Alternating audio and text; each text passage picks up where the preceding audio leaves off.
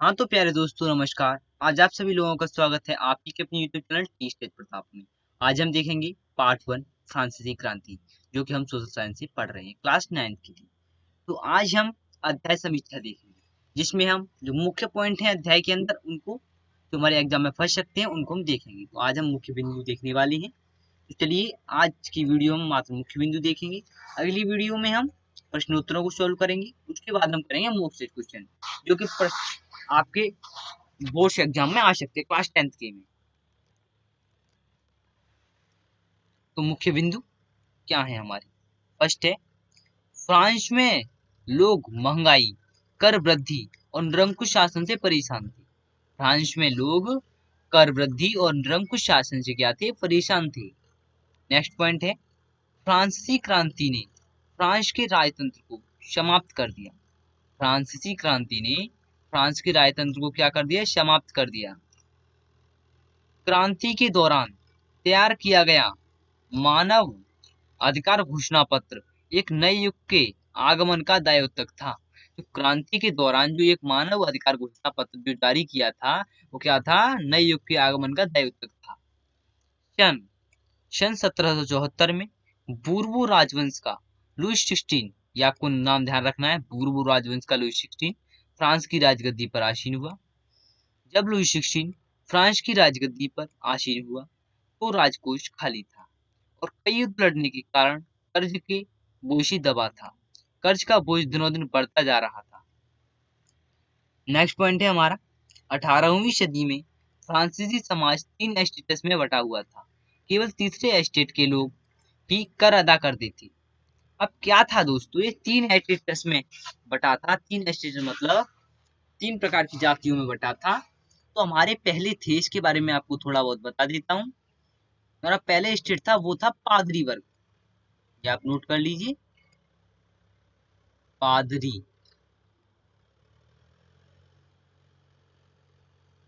पादरी जो दूसरा था वो क्या था? कुलीन।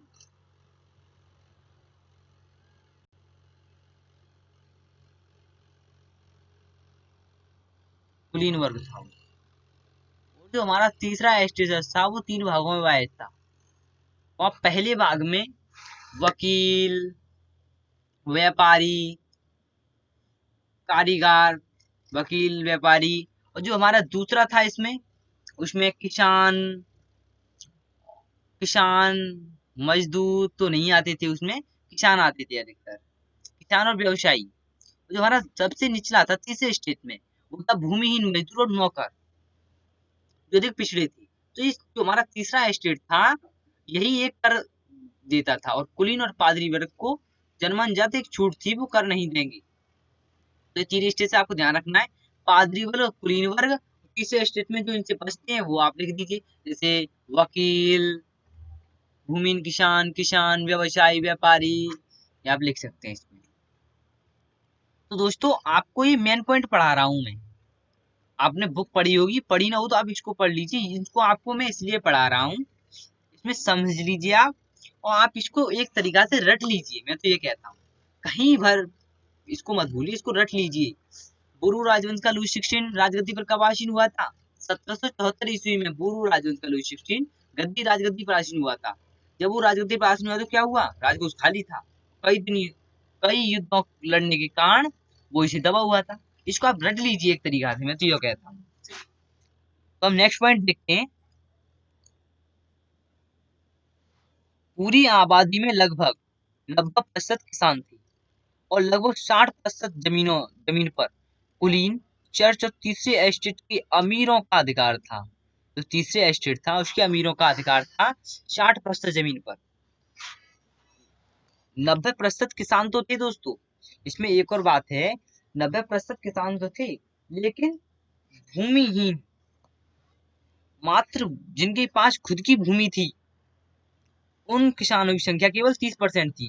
जो 60% किसान बचते वो भूमिहीन किसान थे, जो कुलीनों की खेती करते थे। तो आइए हम नेक्स्ट पॉइंट देख लेते हैं। प्रथम दो एस्टेट कुलीन वर्ग एवं पादरी वर्ग के लोगों को कुछ विशेषाधिकार प्राप्त था, जिसमें महत्वपूर्ण विशेषाधिकार था राज्य को दिए जाने वाले कर से छूट। ये बहुत ही इंपोर्टेंट है। क्या कुलीन वर्ग और पादरी वर्ग को किसका छूट था? कुलीन वर्ग और पादरी वर्ग को क्या था? जन्म पादरी वर्ग को, लोगों को कुछ विशेषाधिकार प्राप्त थे, जिसमें महत्वपूर्ण विशेषाधिकार क्या है? राज्य को दिए जाने वाले कर से छूट। कुलीन वर्ग किसानों से सामंती कर वसूलता था। कुलीन वर्ग क्या करता था? किसानों से क्या? सामंती कर वसूलता था। वहां के किसान अपने स्वामी के घर एवं खेतों में काम करना, सैन्य सेवाएं देना अथवा सड़क के निर्माण में सहयोग देने के लिए क्या थे? बाध्य थे। चर्च चर्च भी किसानों चर्च क्या था? चर्च में जो पादरी वर्ग था, वहां के लोग चर्च चलाते थे। चर्च भी किसानों से करों का एक हिस्सा टाइथ, इसको आप ध्यान रखना है, आपके एग्जाम में पूछा जाता है, कई बार भी पूछा गया है और हर बार पूछा जाता है लगभग। टाइथ क्या है? तो आप कह सकते हैं चर्च भी किसानों से टाइथ का एक कर का एक हिस्सा लेते थे, जिसे हम टाइथ कहते थे। क्वेश्चन में आप लिखते हैं एक धार्मिक प्रकार का कर। तो टाइथ एक धार्मिक प्रकार का कर है, कि कर के रूप में वसूलते थे। किसके? टाइथ। जबकि उन्हें प्रत्यक्ष कर यानी जो डायरेक्ट तो सरकार को देते थे, उसको हम कहते हैं टाइल। टाइल भी देना पड़ता था उन्हें, प्रत्यक्ष कर टाइल भी देना पड़ता था। और वहां ऐसी परिस्थिति आ गई थी, जैसे रोज उपभोग की चीजें, नमक, तम्बाकू, इन सभी चीजों पर भी अप्रत्यक्ष कर लगने लगा था। नमक खरीदना तो उस पर का हर चीज पर कर लग गया था वहां। तो जनता पाव रोटी के लिए भी तरस रही थी वहां, पाव रोटी। विश्व की सामाजिक संरचना के क्षेत्र में आमूल परिवर्तन का सूत्रपात फ्रांस की क्रांति को जाता है। जो विश्व की सामाजिक संरचना के क्षेत्र में आमूल परिवर्तन हुआ है, आमूल, उसका सूत्रपात किसको जाता है? फ्रांस की क्रांति को जाता है। अब हम देखते हैं इसको। लुई 16वां था एक और इसमें मेन पॉइंट। फ्रांस के राष्ट्रगान को मार्शले के नाम से जाना जाता है। आपके एग्जाम में आ सकता है, फ्रांस के राष्ट्रगान को किसके नाम से जाना जाता है? तो मार्शले के नाम से जाना जाता है।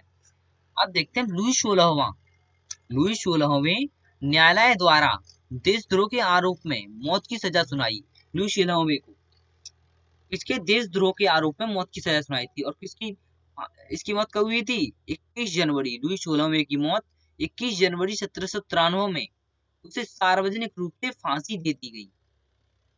कब दी गई थी? 21 जनवरी 1793, 1900 नहीं, 1793 को। अब देखिए सन 1793 से 1794 तक के काल को फ्रांस के इतिहास में आंतक का युग कहा गया है। 1774 से 1794 तक के काल को फ्रांस के इतिहास में आंतक का युग कहा जाता है। इस समय फ्रांस में जैकोबिन क्लब का शासन था। जैकोबिन क्लब के आदमी नहीं है, ये एक पार्टी है, उसका शासन था जैकोबिन क्लब। अब देखिए जैकोबिन क्लब के नेता का नाम क्या था? मैक्सिमिलियन रोबेस्पियर था। किसका नाम था? जोकोबिन क्लब के नेता का नाम था मैक्सिमिलियन रोबेस्पियर था।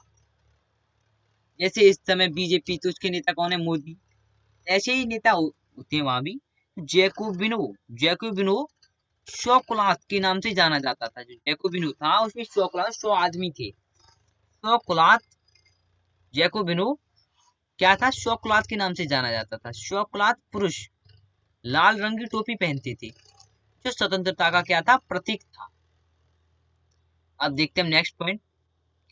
21 सितंबर लाल टोपी को क्या पहनते थे? शोकोलात। प्रश्न आता है लाल टोपी क्यों पहनते थे शोकोलात? तो क्या था? वो स्वतंत्रता का प्रतीक था। 21 सितंबर 1992 को फ्रांस का राजतंत्र का अंत हुआ। फ्रांस का जो राजतंत्र था उसका अंत हो गया था 21 सितंबर 1992 को, जब लुई 16 गिरफ्तार कर लिया गया था और फ्रांस को एक गणतंत्र घोषित किया गया। फ्रांस को क्या? गणतंत्र घोषित किया गया। नेक्स्ट पॉइंट है, गणतंत्र सरकार का वह रूप है जहां सरकार एवं उसके प्रमुख सुशासक प्रमुख का चुनाव जनता करती है। नेक्स्ट पॉइंट है, जो हमारी जनता ऐसे यहाँ वोट करते हैं, इसी प्रकार से वहां भी जनता प्रमुख शासक का चुनाव करती है। गणतंत्र बनने के बाद फ्रांस में जैकोबिनो का शासन हुआ। रोबेस्पियर सरकार सत्ता में आई। अब देखिए नेक्स्ट पॉइंट है, गर्दन को धड़ से, ये बहुत महत्वपूर्ण है, गर्दन को धड़ से अलग करने वाली मशीन को गैलेटिन कहा जाता है। इसका नाम, इसके आविष्कार डॉक्टर गैलेटिन के नाम पर पड़ा, डॉक्टर गैलेटन के नाम पर पड़ा था गले का गर्दन को धड़ से अलग करने वाली मशीन का नाम। ये आगे आएगा इसलिए यहाँ बताया गया है। गणतंत्र बनने के बाद वहां किसका शासन चला? जोकोविनो का शासन।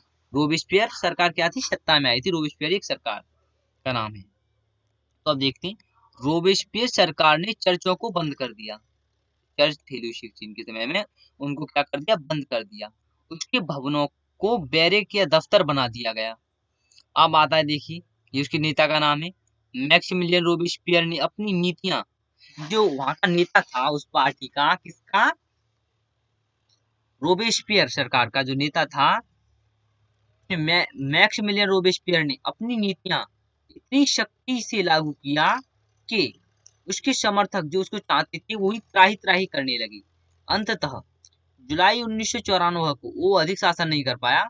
जुलाई 1994 को न्यायालय द्वारा उसे दोषी ठहराया गया और गिरफ्तार करके अगले ही दिन उसे गैलेटोनो पर चढ़ा दिया गया। गैलेटो मतलब गर्दन धड़ से अलग करने वाली मशीन पर चढ़ा दिया, उसे मौत की सजा सुना दी गई 1994 को, जुलाई 1994। अब देखिए, जैकनो सरवार जैकनो जो जैकोबिन जैकोबिन सॉरी दोस्तों जैकोबिन जैकोबिन सरकार के पतन के बाद फ्रांस में मध्य वर्ग के संपन्न तबके के पास सत्ता आ गई। जो मध्य वर्ग के संपन्न तबके थे उनके पास क्या थी? क्या आ गई? सत्ता आ गई। नया संविधान बना जिसमें दो चुनी हुई परिषदों का प्रावधान रखा गया। इन परिषदों में 5 सदस्यों वाली एक कार्यपालिका डायरेक्टरी को नियुक्त किया गया। जब जैकोबिन सरकार का पतन हो गया था उसके बाद क्या हुआ था दोस्तों? तो मध्य वर्ग था जो सबसे संपन्न था, क्योंकि वो व्यापार करते थे, उसको इस तबके के पास सत्ता आ गई। नया संविधान बना जिसमें दो चुनी हुई परिषदों का प्रावधान हुआ था। इन परिषदों में 5 सदस्यों वाली एक कार्यपालिका थी जिसमें डायरेक्टरी एक नियुक्त किया गया था। लेकिन फिर क्या हुआ? फ्रांस में यह शासन भी डायरेक्टरों के आपसी झगड़ों में नहीं चला। फिर सैनिक तानाशाह नेपोलियन बोनापार्ट का उदय हुआ। जब वहां फ्रांस में किसी का भी शासन नहीं चला तो एक सैनिक था तानाशाह नेपोलियन बोनापार्ट का उदय हुआ। सैनिक तानाशाह नेपोलियन पार्ट का उदय हुआ। दोस्तों, आज हमने देखे मुख्य पॉइंट। इसके बाद हम देखेंगे अभ्यास। इसमें हम 5-6 प्रश्न हैं हमारे, उनको हम सोल्व करेंगे। उसके बाद हम देखेंगे क्या? Most important question, IMP question.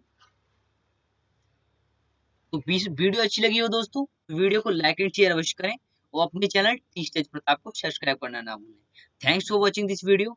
Have a nice day. Bye bye. कृपया करके चैनल को सब्सक्राइब अवश्य करें।